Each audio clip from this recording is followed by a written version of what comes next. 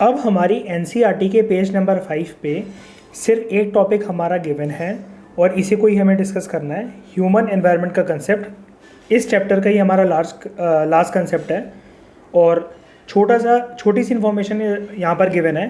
ज़्यादा कुछ इंपॉर्टेंट तो है नहीं, लेकिन फिर भी हम क्योंकि इस एम के साथ चल रहे हैं कि हमारा कोई भी पॉइंट छूटना नहीं चाहिए, तो हम लोग एक बारी इन 2 पैराग्राफ्स को भी डिस्कस कर लेते हैं। इसमें कोई हार्म नहीं है। तो देखो, जब बात होती है ह्यूमन एनवायरनमेंट के कंसेप्ट की, तो वो एक्चुअली में बात हो रही होती है ह्यूमन एनवायरनमेंट के इंटरेक्शन की, ह्यूमन और एनवायरनमेंट के बीच में रिलेशन की। अब ह्यूमन एनवायरनमेंट का कंसेप्ट क्या कहता है कि जो पर्सन्स हैं, ह्यूमन बीइंग्स हैं, वो एनवायरनमेंट को अपने तरीके से अपने कंफर्ट के लिए मॉडिफाई करते हैं। और अगर एनवायरनमेंट ह्यूमन बीइंग्स के कंफर्ट जोन के साथ अगर सिंक ना हो तो वो डिज़ास्टर्स इफेक्ट ला सकता है। मतलब सिंपली आप इतना समझ जाओ कि ह्यूमन बीइंग्स एनवायरनमेंट को एक पर्टिकुलर वे में इन्फ्लुएंस करते हैं और एनवायरनमेंट भी बदले में ह्यूमन लाइफ को इन्फ्लुएंस करता है। अगर हम लोग एक छोटा सा कंसेप्ट समझें, एक पर्टिकुलर एनवायरनमेंट है जहाँ पर ग्रीनरी ज़्यादा है, तो ऑब्वियस ही बात है वहाँ पर ह्यूमन लाइफ भी हेल्दी होगी।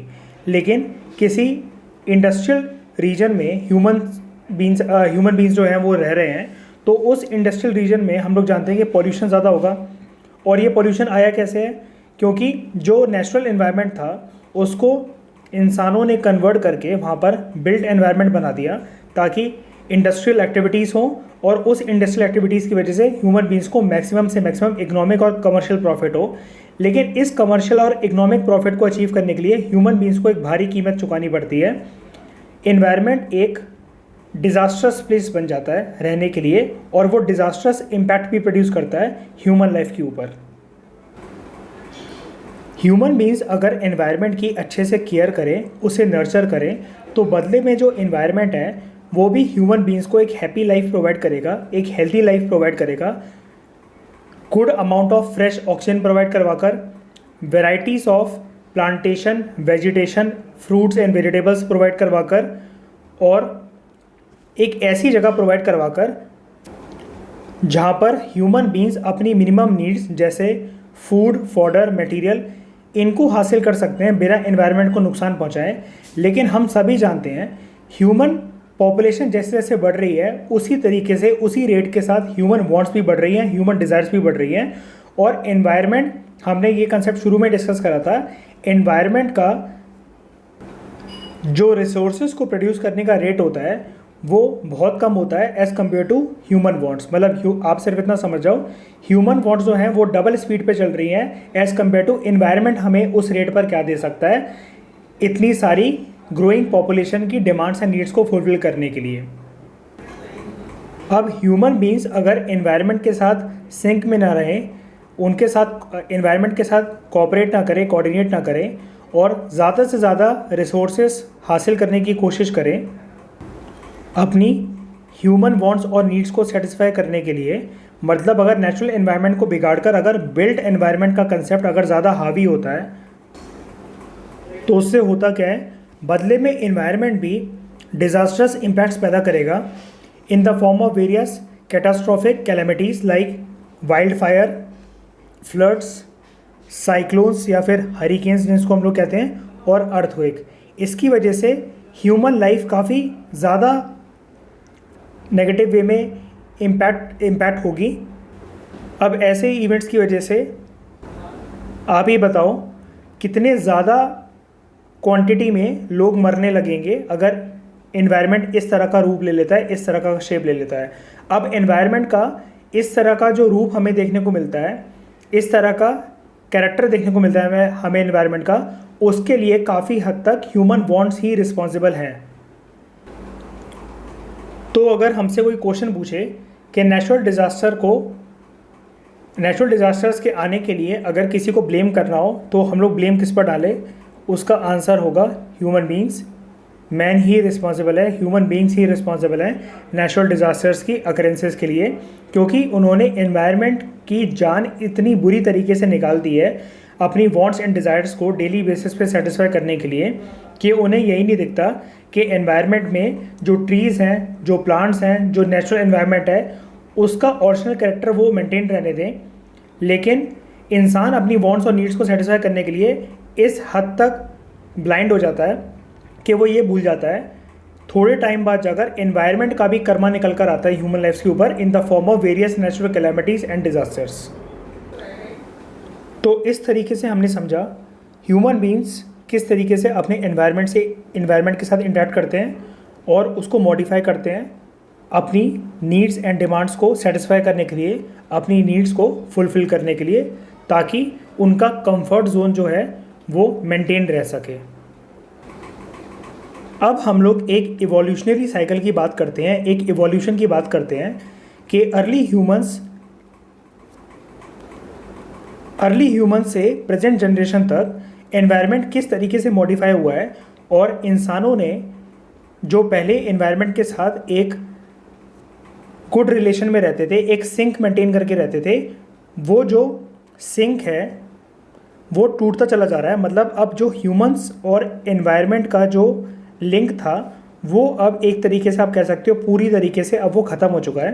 तो उस इवोल्यूशनरी साइकिल को समझने के लिए हम लोग एक बारी अर्ली ह्यूमंस की बात करते हैं और फिर हम लोग अर्ली ह्यूमन लाइफ से लेकर प्रेजेंट कंटेम्प्रेरी एज तक आएंगे और देखेंगे ह्यूमन एनवायरनमेंट इंट्रैक्शन और ह्यूमन एनवायरनमेंट रिलेशन जो है वो किस तरीके से through various humans evolutionary process वो चेंज होता रहा है। तो अर्ली ह्यूमन साइकिल जिस टाइम पे चल रही थी, या अगर हम लोग कहें जिस टाइम पे अर्ली ह्यूमंस थे उस टाइम पे अर्थ की पॉपुलेशन भी काफ़ी ज़्यादा लिमिटेड थी। तो ह्यूमन बींग्स और एनवायरनमेंट के बीच में हम लोग कह सकते हैं कि कोऑर्डिनेशन काफ़ी अच्छा था, एक सिंक मेंटेन थी। उसका सिंपल रीज़न क्या था? Because at that time human wants were very much limited. Humans की डिज़ायर्स और जो नीड्स थी एनवायरनमेंट से वो बहुत ही कम थी, क्योंकि ह्यूमंस की पॉपुलेशन कम थी। और इसी के बेसिस पे अर्ली ह्यूमंस जो थे उन्होंने अपने नेचुरल सराउंडिंग्स से अपने आप को अडेप्ट करना सीख लिया था। वो एक सिंपल लाइफ बिताते थे और एनवायरनमेंट में या नेचर में उनको जो भी मिलता था उसी से अपनी रिक्वायरमेंट्स को, उसी से अपनी नीड्स को फुलफ़िल करते थे, एनवायरनमेंट को बिना हार्म पहुंचाए हुए। अर्ली ह्यूमंस क्योंकि एनवायरनमेंट को ज़्यादा अच्छे से जानते नहीं थे, तो जैसा कि हमने डिस्कस करा वो अपनी immediate environment, immediate natural surroundings के ऊपर डिपेंडेंट रहते थे। तो they were mainly hunters and gatherers, food gatherers and hunters. तो इमीडिएट एनवायरनमेंट की अगर हम लोग बात करें कि एग्जांपल लें, तो ये अगर सपोज करो पर्टिकुलर एनिमल, एक राइनो जो आपको यहाँ पर दिख रहा है, ये राइनो यहाँ पर घूम रहा था। अब क्योंकि अर्ली ह्यूमंस शुरू में agriculture techniques, plantation techniques, crops उगाना ये सब जानते नहीं थे, तो वो खाने के लिए, अब इंसान को गुजारा करने के लिए कुछ तो चाहिए ही है, तो वो इस तरीके के एनिमल्स को हंट करा करते थे ताकि उनकी जो फूड नीड्स हैं उसको फुलफ़िल करा जा सके। तो उस टाइम पे hunting and gathering was the main occupation, या फिर आप कह सकते हो main survival mechanism of early humans. पहले के इंसानों का जो मेन ऑक्यूपेशन था अपनी लाइफ को चलाने के लिए, ज़िंदा रहने के लिए, वो हंटिंग था एनिमल्स की, और गैदरिंग, उनको कोई भी अगर वाइल्ड बेरीज, प्लांट्स या कुछ भी अगर पड़े हुए मिल गए तो वो उसको उठाकर कंज्यूम कर लेते थे। अब जैसे जैसे टाइम बीता और ह्यूमन वांट्स बढ़ी ह्यूमन पॉपुलेशन के साथ, मतलब जिस तरीके से ह्यूमन पॉपुलेशन की ग्रोथ हुई over the time period, early humans की अभी हम लोग बात कर रहे हैं, अर्ली ह्यूमंस की ग्रोथ, पॉपुलेशन ग्रोथ जिस तरीके से बढ़ी, तो उनके साथ साथ पॉपुलेशन ग्रोथ के साथ साथ ह्यूमन बींग्स की नीड्स और डिमांड्स भी काफ़ी हद तक बढ़ी। अब इंसानों ने उस टाइम पे क्या सीख लिया? उन्होंने नए नए तरीके खोजना शुरू कर दिए कि वो अपने नेचुरल एनवायरनमेंट को किस तरीके से चेंज कर सकते हैं एक कंफर्टेबल लाइफ बिताने के लिए। तो यहाँ पर देखो, अभी तक पेड़ नहीं काटे जा रहे थे उस, आप कह सकते हो उतनी तेज़ी के साथ, लेकिन अब ये पेड़ को काटना शुरू हो गया ताकि अर्ली ह्यूमंस इस तरीके के हट्स बनाकर रह सकें, एक घर में रह सकें। तो अब यहाँ से प्रोसेस शुरू होता है नेचुरल एनवायरनमेंट को चेंज करने का, और ह्यूमन एनवायरनमेंट जो इंट्रैक्शन थी वो पहले जैसी अब थोड़ी सी नहीं थी, वो चेंज होना शुरू हो गई थी, लेकिन बहुत थोड़े परसेंटेज के साथ।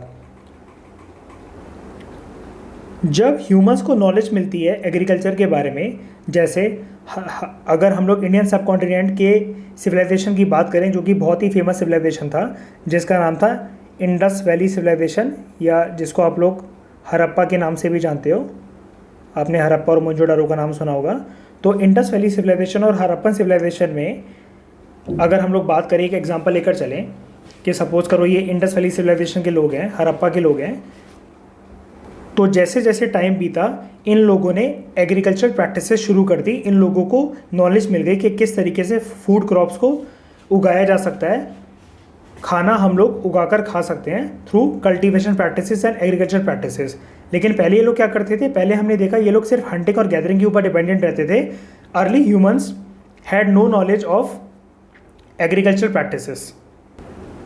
तो एग्रीकल्चर प्रैक्टिसेस के बर्थ के साथ ही जो ह्यूमन एनवायरनमेंट इंटरेक्शन था वो थोड़ा सा और चेंज होना शुरू हो गया, और अब की बार थोड़ा सा रैपिड पेस पे, थोड़ा सा जल्दी होना, वो इंटरेक्शन जो था, वो रिलेशन था एनवायरनमेंट के बीच में और ह्यूमन बींग्स के बीच में, अब वो उसने थोड़ी सी और पकड़ ली और उसमें स्पीड आ गई, क्योंकि अब ह्यूमन बींग्स की जो नीड्स थी फूड क्रॉप्स को लेकर, एग्रीकल्चर को लेकर, वो बहुत ज़्यादा बढ़ गई थी।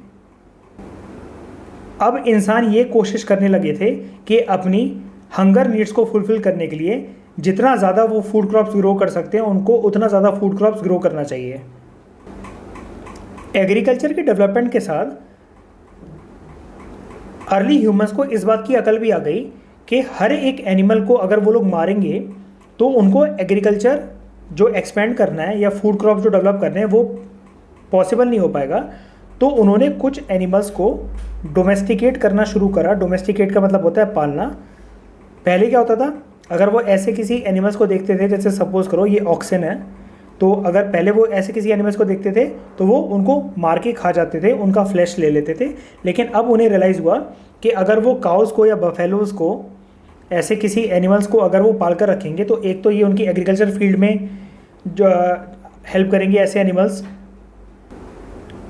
फील्ड प्लोइंग में, और दूसरे काउस और बफेलोज़ को रखकर animals can obtain milk and milk products. तो उनको अब इस बात की रियलाइजेशन हो गई कि कुछ एनिमल्स को डोमेस्टिकेट करने से उनको फ़ायदा ही होगा, उनको मारना नहीं चाहिए, उनको पालना चाहिए। दूसरा, उनको ये भी नॉलेज मिली कि जो लार्ज एनिमल्स हैं उन पे हम लोग वेट कैरी कर सकते हैं। अभी तक ये हाथों से वेट कैरी करके एक जगह से दूसरी जगह जाते थे, जिसकी वजह से इनको ट्रैवल टाइम काफ़ी ज़्यादा लग जाता था। लेकिन अब इनका काम ऐसे एनिमल्स आराम से कर सकते हैं, और इसलिए इन्होंने प्रैक्टिस से स्टार्ट करी डोमेस्टिकेशन की। डोमेस्टिकेशन का मतलब क्या होता है, एनिमल्स को पालना। डॉग्स और हॉर्सेस जैसे एनिमल्स को इन्होंने पालना शुरू करा, डोमेस्टिकेट करना शुरू करा। हॉर्सेस क्या करेगा, हॉर्सेस लॉन्ग डिस्टेंस ट्रेड या फिर दूसरे रीजन में अगर कहीं कोई नए रिसोर्सेज या एग्रीकल्चर टेक्निक्स अवेलेबल हैं तो ये पर्सन इस हॉर्स पे बैठ के लॉन्ग डिस्टेंस ट्रैवल कर सकता है। और दूसरा, जो डॉग्स हैं, डॉग्स को डोमेस्टिकेट करने से क्या फ़ायदा है कि जब ये सारे के सारे लोग एग्रीकल्चर फील्ड पे गए हुए हैं या कोई काम करने गए हुए हैं, सपोज़ करो ये कुछ वुड्स या फिर फॉडर या फिर कुछ बेरीज या जंगल के जो फ्रूट्स हैं उसको कलेक्ट करने गए हुए हैं, तो ये डॉग्स उस टाइम पे घर की निगरानी करेंगे ताकि यहाँ पर कोई घुस ना सके, और जितने रिसोर्सेज इन्होंने इस टेंट में या इस घर में कलेक्ट करके रखे हैं उसको कोई चोरी करके लेकर ना जा सके। तो अब ह्यूमन बींग्स को रियलाइज़ होने लग गया जैसे जैसे टाइम बीता कि एनिमल्स सिर्फ मारकर खाने के लिए नहीं होते हैं, वो डोमेस्टिकेट करके रखने के लिए होते हैं। उनको डोमेस्टिकेट करने से, कई सारे एनिमल्स को पाल कर रखने से हमें फ़ायदा ही मिलता है, और फ़ायदा छोटा मोटा भी नहीं, बहुत लार्ज स्केल पे फ़ायदा मिलता है। हमारी एनर्जी बचती है, हमारे रिसोर्सेज डॉग्स जैसे एनिमल्स की वजह से सेफ़ रहते हैं घरों में जब हम उस टाइम पे घर पे नहीं रहते हैं। और डॉग्स को जो डोमेस्टिकेट करने का जो ट्रेडिशन है, जो लेगेसी है, आप कह सकते हो ये अर्ली टाइम से ही निकल कर आई है। उस टाइम से जो डॉग्स हैं उनको वफ़ादार माना जाता है, लॉयल माना जाता है कि वो घर की रखवाली के लिए बने हैं। इसलिए डॉग प्रेजेंट एज में भी एक सिंबल माना जाता है। बहुत सारे एनिमल्स हैं लेकिन डॉग को इसलिए माना जाता है क्योंकि एंशिएंट टाइम से डॉग जो हैं वो घर की रखवाली करते हैं। तो ये एक लेगेसी है, एक ट्रेडिशन है जो कंटिन्यू होता है आज भी। अब इसी के साथ साथ ह्यूमन बींग्स ने अब सेटल्ड लाइफ बिताना स्टार्ट कर दी। सेटल्ड लाइफ से क्या मतलब है? सेटल्ड लाइफ का मतलब है अब उन्होंने प्रॉपर तरीके से घर बनाना शुरू कर दिए, एनिमल्स को डोमेस्टिकेट करना स्टार्ट कर दिया, एग्रीकल्चर प्रैक्टिसेस से स्टार्ट कर दी। अब वो एक प्रॉपर जीवन बिताना चाहते थे ह्यूमन बींग्स, क्योंकि पॉपुलेशन अब धीरे धीरे बढ़ती जा रही थी और पॉपुलेशन के बढ़ने के साथ ह्यूमन बींग्स की वांट्स और नीड्स भी बढ़ रही थी। तो हमने देखा कि देखो घरों के स्ट्रक्चर में किस तरीके से धीरे धीरे करके इंप्रूवमेंट होना शुरू हो रहा है। अब इनको प्रॉपर कंस्ट्रक्शन वर्क और किस तरीके से घर बनाने हैं, एक पर्टिकुलर डिज़ाइनिंग कैसी होनी चाहिए इनके घर की, अब धीरे धीरे करके इंसानों को नॉलेज मिलती जा रही है। और जिसके पास जितने ज़्यादा रिसोर्सेज उसके पास उतना ही बेटर एक घर का स्ट्रक्चर होगा। और ज़्यादा रिसोर्सेज आएंगे कैसे? एनवायरनमेंट से। अब और भी ज़्यादा ह्यूमन एनवायरनमेंट के बीच में जो इंटरेक्शन है वो चेंज होना शुरू हो गया। तो इसी सेटल्ड लाइफ के चलते धीरे धीरे कर कर एंशियंट टाइम्स में हम लोग हड़प्पा का एग्जाम्पल अगर लेकर चलें, हम लोग ये मानकर चल लेते हैं कि जितने भी एग्जाम्पल हम लोग डिस्कस कर रहे हैं वो हड़प्पन सिविलाइजेशन की बात हो रही है। तो इसी सेटल्ड लाइफ के चलते धीरे धीरे करके विलेज कम्युनिटीज़ इमर्ज होना शुरू हुई, मतलब गांव बसना शुरू हुए। ठीक है। एंशियंट टाइम्स में जो सबसे ज़्यादा रिमार्केबल इन्वेंशन अगर किसी चीज़ की मानी जाती है तो वो व्हील की मानी जाती है, पहिए की मानी जाती है। अब ऐसा क्यों? ऐसा इसलिए क्योंकि ये माना जाता है कि जैसे ही व्हील्स इन्वेंट हुए एंशियंट टाइम्स में तो उसकी वजह से ह्यूमन बींग्स ने इस तरीके के एक तो कार्ट्स या फिर हम लोग उसको कहें चैरियट्स डेवलप करे, जिसके आगे या तो वो खुद इसको घसीट कर लेकर जाकर, जिसमें हैवी सामान लोड करा जा सकता था, वो एक जगह से दूसरे जगह जाकर ट्रेड कर सकते थे। और अगर ये घोड़े इस चैरियट के आगे बंधे हैं तो ये वॉर टेक्निक्स को आसान कर देगा। इस पे बैठकर अब वो आराम से अर्ली ह्यूमन शिकार कर सकते हैं, हंट कर सकते हैं। तो हंटिंग एक्टिविटी व्हील्स की वजह से ईजी हुई, लॉन्ग डिस्टेंस ट्रेड ईजी हुआ, लॉन्ग डिस्टेंस ट्रैवल ईजी हुआ। ह्यूमन्स बींग्स को अब इतना फुट पर ट्रैवल नहीं करना पड़ता था, मतलब पैरों से लंबी जर्नी अब तय नहीं करनी पड़ती थी। और अगर किसी रीजन में रिसोर्सेज या फिर जो वाटर है अगर वो ख़त्म होने लगा तो ये पहले से ही जानते होंगे, क्योंकि ये इस चैरियट पे या इस कार्ट पे जो घूम रहे थे बड़े टाइम से, तो ये अपने विलेज में आकर बता देंगे कि हम जब लास्ट मंथ इस फलानी जगह पर गए थे तो हमने देखा था कि दूसरे एक रीजन में जाकर वहाँ पर फॉरेस्ट बहुत अच्छे हैं, वहाँ पर फ्रूट्स वाटर मटेरियल सब कुछ बहुत बढ़िया है। तो हम लोग अब सारे लोग वहाँ पर चल के शिफ्ट हो जाते हैं। तो long distance travel, long distance trade और दूर की इन्फॉर्मेशन लाने के लिए व्हील्स को एक बहुत ही ज़्यादा रिमार्केबल इन्वेंशन माना जाता है अर्ली टाइम में। तो अगर आप यहाँ पर देखो यही सब बातें लिखी हुई हैं जो हम कर रहे हैं कि जो अर्ली ह्यूमंस थे उन्होंने अपने नेचुरल सराउंडिंग्स के साथ अडेप्ट करना सीखा अपने आप को। अर्ली ह्यूमंस सिंपल लाइफ बिताते थे और अपनी कोई भी रिक्वायरमेंट्स को अगर उनको फुलफ़िल करना होता था तो वो नेचर से ही करते थे। जैसे जैसे टाइम आगे बीता तो ह्यूमन बींग्स की जो डिमांड्स और नीड्स थी वो भी वेरिएट हो गई। इसका मतलब क्या है कि वो बहुत ज़्यादा डाइवर्स हो गई और ज़्यादा ह्यूमन बींग्स को एनवायरनमेंट से रिक्वायरमेंट फील होने लगी। और इसी के चलते ह्यूमन बींग्स ने नए नए तरीके ढूंढना शुरू करे कि वो अपने एनवायरनमेंट से मैक्सिमम प्रॉफिट, मैक्सिमम रिसोर्सेज किस तरीके से एक्सट्रैक्ट कर सकते हैं। अब इसी के चलते ह्यूमन बींग्स ने एग्रीकल्चर टेक्निक्स इन्वेंट करी, ग्रोइंग क्रॉप्स, एनिमल्स को डोमेस्टिकेट करना शुरू करा, ये भी हमने पढ़ा, और सेटल्ड लाइफ बिताना शुरू करी, मतलब विलेज कम्युनिटीज़ इमर्ज होकर आई। और हमने ये भी देखा व्हील इन्वेंट होता है। व्हील जब इन्वेंट हुआ और दूसरी सबसे बड़ी रिमार्केबल चीज़ क्या हुई, अब फूड सरप्लस में प्रोड्यूस होने लगा। इसका मतलब जो एग्रीकल्चर था, अब एग्रीकल्चर बहुत ही ज़्यादा स्पीड में प्रैक्टिस होने लगा, मतलब और ज़्यादा डाइवर्सिफाइड क्रॉप्स उगाए जाने लगे ह्यूमन बींग्स के द्वारा। और अब जो एग्रीकल्चर प्रैक्टिस करने के लिए जो फील्ड्स होती थी, जैसे सपोज करो पुराने टाइम में उनका साइज़ इतना होता था तो अब वो साइज़ इतना हो गया। तो धीरे धीरे करके अब वो इतना क्यों हो गया, क्योंकि जैसे सपोज करो यहाँ पर अभी 100 ह्यूमन बींग्स रहते थे, लेकिन अब यहाँ पर thousands and lakhs of human beings यहाँ पर रहने लगे। तो जैसे जैसे ह्यूमन पॉपुलेशन बढ़ती है तो उनकी फूड रिक्वायरमेंट्स भी बढ़ती है। अब उसी फूड रिक्वायरमेंट को फुलफ़िल करने के लिए एग्रीकल्चर प्रोडक्शन बढ़ी, और एग्रीकल्चर प्रोडक्शन जब बढ़ी तो फूड इतना प्रोड्यूस हो गया कि सरप्लस में रहने लगा। सरप्लस मतलब इतना कि खाने की एक तरीके से आप कह सकते हो कि कमी नहीं पड़ी थी। एक एग्रीकल्चर सीजन में अगर सीड्स सो करे गए हैं तो ह्यूमन बींग्स उससे इतना प्रोड्यूस कर लेते थे कि नेक्स्ट एग्रीकल्चर सीजन तक वो अपना गुजारा आराम से कर सकते थे, और इसी को हम लोग कहते हैं सरप्लस फूड। तो ये सरप्लस फूड प्रोड्यूस होने लगा। उसके बाद देखो एक इंपॉर्टेंट टर्म आती है कि बार्टर सिस्टम इमर्ज होकर आया, ठीक है। और जैसे ही बार्टर सिस्टम इमर्ज होकर आता है उसके बाद ट्रेड और कॉमर्स डेवलप हुए, ठीक है। तो अब हम लोग जानते हैं बार्टर सिस्टम क्या होता है। तो सेम पेज नंबर एनसीईआरटी के हमारे जो अभी हम पढ़ रहे हैं पेज नंबर 5, इस पे गिवन है ये बॉक्स बार्टर सिस्टम का। बार्टर सिस्टम एक ऐसा ट्रेड का सिस्टम होता है जहाँ पर गुड्स के बदले गुड्स एक्सचेंज करे जाते हैं, क्योंकि उस टाइम पे मनी इन्वेंट नहीं हुआ था, ठीक है। तो बार्टर सिस्टम एक ऐसा सिस्टम होता है जहाँ पर एक पर्सन गुड्स एक्सचेंज करता है गुड्स के बदले ही, क्योंकि मनी का यूज़ नहीं होता है, ऐसे सिस्टम है। अब इसका क्या मतलब है गुड्स के बदले गुड्स। प्रेजेंट टाइम में तो हम सब जानते हैं कि अगर हम किसी एक मार्केट में विजिट करते हैं तो यहाँ पर अगर ये जो शॉपकीपर होता है इसको हमें कुछ ना कुछ करेंसी देनी पड़ती है और फिर हमें गुड्स मिलते हैं, हमें कोई भी गुड्स लाना है। तो करंट टाइम में जो ट्रांजैक्शन होता है कस्टमर और शॉपकीपर के बीच में वो ऐसा होता है कि मनी के बदले गुड्स, है ना। लेकिन जब गुड्स के बदले गुड्स का ट्रांजैक्शन हो ह्यूमन बींग्स के बीच में, तो ऐसे सिस्टम ऑफ ट्रेड को हम लोग कहते हैं बार्टर सिस्टम, ठीक है। मैं आपको एक एग्जांपल से समझाता हूँ।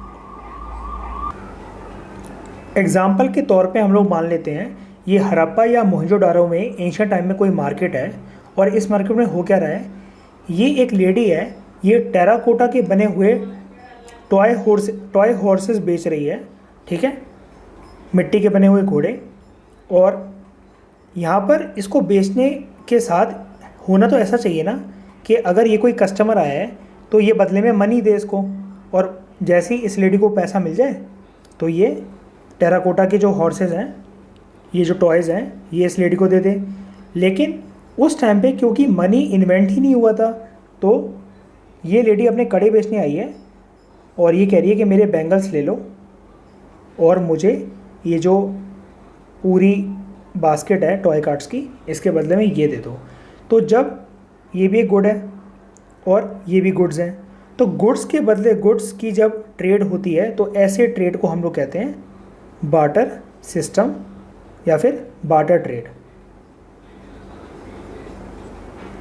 एक और एग्जांपल में अगर आपको दिखाऊं तो जैसे सपोज करो ये एक लेडी है जो केरला से है और ये एक लेडी है जिसके हाथ में जिंजर है, ये उत्तर प्रदेश से है। अब केरला से आने वाली लेडी ये कह रही है कि हमारे यहाँ क्योंकि हर जगह पानी ही पानी है, समुद्र है, तो हमारे यहाँ कोस्ट है, तो हमें जिंजर नहीं मिलती है। मेरा चाय पीने का बहुत मन है, मैंने कभी चाय नहीं पी, और मैंने सुना है अदरक वाली चाय बहुत अच्छी होती है, तो आप मुझे ये जिंजर दे दो। और हमारे यहाँ सिर्फ फ़िश होती है, तो मैं ये कुछ फ़िशेस आपके लिए लेकर आई हूँ, आप इसे खाकर बताना कि आपको कैसी लगी। तो यूपी वाली लेडी इसे कह रही है ठीक है, हमारे यहाँ फ़िश नहीं होती है क्योंकि हमारे यहाँ कोई सी वाटर या रिवर वाटर नहीं है, तो हम फ़िश को खाएंगे, आप हमें फ़िश दे दो और आप हमसे अदरक ले जाओ, जिंजर ले जाओ। तो यहाँ पर आप देख रहे हो कि मनी का एक्सचेंज नहीं हो रहा है गुड्स के लिए, लेकिन गुड्स के बदले गुड्स एक्सचेंज हो रहे हैं, और इसी को हम लोग कहते हैं बार्टर सिस्टम ऑफ एक्सचेंज या फिर barter system of trade. I hope आपको एग्जांपल्स के थ्रू समझ में आ गया होगा। तो बार्टर सिस्टम के कंसेप्ट को वैसे तो हम लोग जब इकोनॉमिक्स की एनसीईआरटीज़ पढ़ेंगे और इकोनॉमिक्स के कोर्सेज करेंगे बहुत ज़्यादा डिटेल से बात करेंगे कि उसके क्या एडवांटेज और डिसएडवांटेजेस होते हैं, लेकिन अभी के लिए सिर्फ आप अपना इतना समझ जाओ, बार्टर सिस्टम में अगर समझने लायक कोई चीज़ है तो वो सिर्फ यही है कि यहाँ पर मनी का यूज़ नहीं होता है। There is no use of money in barter exchange system.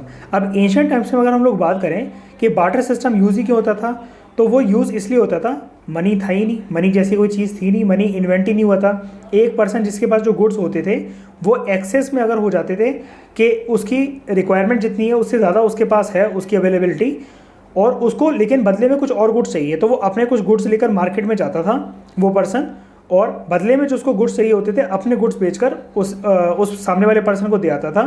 तो दोनों की नीड्स इससे फुलफिल हो जाती थी, और इसी को हम लोग कहते थे बार्टर सिस्टम ऑफ एक्सचेंज। और क्या कीवर्ड क्या है बार्टर सिस्टम ऑफ एक्सचेंज में, there is no use of money. अब बार्टर सिस्टम जब इमर्ज होता है तो लोग अलग अलग गाँव से, अलग अलग विलेज रीजन से आते थे और अपने गुड्स मार्केट में बेचने आते थे। और बार्टर सिस्टम के साथ ही हम लोग कह सकते हैं कि वर्ल्ड में ट्रेड और कॉमर्स एंशियंट टाइम्स में डेवलप हुआ, और ट्रेड और कॉमर्स के डेवलप होने के साथ साथ ही मार्केट्स का कंसेप्ट वर्ल्ड के अंदर आता है कि मार्केट्स डेवलप होना शुरू हुई। तो ये देखो सिमिलर सा एक लिंक दे रखा है यहाँ पर, बार्टर सिस्टम इमर्ज होता है, उसके साथ ही ट्रेड स्टार्ट हो जाता है और कॉमर्स डेवलप होता है, और ट्रेड और कॉमर्स जिस जगह पर होता है उस प्लेस को हम लोग इकोनॉमिक्स में मार्केट ही कहते हैं। ठीक है, तो मार्केट इस तरीके से इमर्ज होकर आती हैं।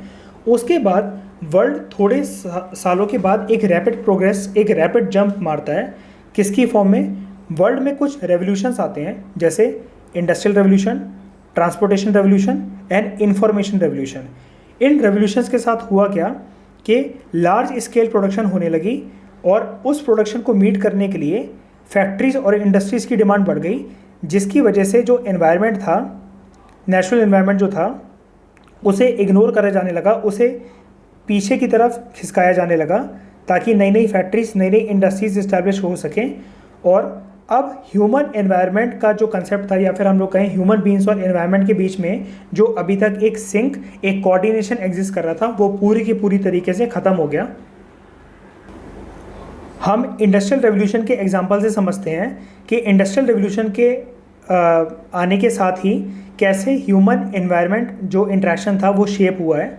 तो जब इंडस्ट्रियल रेवोल्यूशन आता है, उसके साथ ही वर्ल्ड की मेजर कंट्रीज़ में बड़ी सारी इंडस्ट्रीज़ और फैक्ट्रीज इस्टेब्लिश करी जाती हैं। और सबसे पहले अगर मैं आपको बताऊं कि इंडस्ट्रियल रेवोल्यूशन कौन सी कंट्री में आता है, तो उसका आंसर है ब्रिटेन, जिसको हम लोग यूके भी कहते हैं। तो ये आप याद रखना, सबसे पहले इंडस्ट्रियल रेवोल्यूशन की शुरुआत होती है ब्रिटेन या फिर यूके में। और यूपीएससी मेंस में देखो इसके ऊपर क्वेश्चन पूछ चुका है इंडस्ट्रियल रेवोल्यूशन के ऊपर। उसने क्वेश्चन ये पूछा था, मुझे ईयर याद नहीं है, लेकिन 2016 या 17 में उसने पूछा था कि इंडस्ट्रियल रेवोल्यूशन ब्रिटेन में ही क्यों स्टार्ट हुआ था। तो जब फैक्ट्रीज और इंडस्ट्रीज इतने लार्ज स्केल पे डेवलप होना शुरू हुई वर्ल्ड में, तो अब आप ही बताओ कि कुछ ट्रांसपोर्टेशन मैकेनिज्म भी तो होना चाहिए ना, कि जो गुड्स एंड आइटम्स जो उन फैक्ट्रीज एंड इंडस्ट्रीज़ में जो कि इतने बड़े स्केल पर वर्ल्ड में आना शुरू हुई, तो millions and lakhs of goods को एक जगह से दूसरी जगह पर ट्रांसफ़र करा जा सके। तो इंडस्ट्रियल रेवोल्यूशन के साथ ही एक आप कह सकते हो उसका जो आउटकम निकला वो निकला ट्रांसपोर्टेशन रेवोल्यूशन। इसमें क्या हुआ, रेलवेज़ की डेवलपमेंट के ऊपर बहुत ज़्यादा फोकस करा गया, क्योंकि railways serve as a medium जो गुड्स को एक जगह से दूसरी जगह ट्रांसफ़र कर सकती थी। दूसरा, कार्गो और शिप जो थी वो भी इसके साथ डेवलप हुई। ये जो शिपिंग वेसल्स थी, ये लार्ज गुड्स को एक कंट्री से दूसरी कंट्री में ट्रांसपोर्ट करने के लिए बहुत अच्छी साबित हुई। और रेलवेज़, कार्गोज़ और आप कह सकते हो एयरवेज़, लेकिन उस टाइम पे एयरवेज़ को थोड़ी सी कम इंपॉर्टेंस दी गई। मेनली जो ट्रेड होता था वर्ल्ड में वो रेलवेज़ और कार्गोज़ या फिर शिपिंग वेसल्स की सहायता से ही होता था।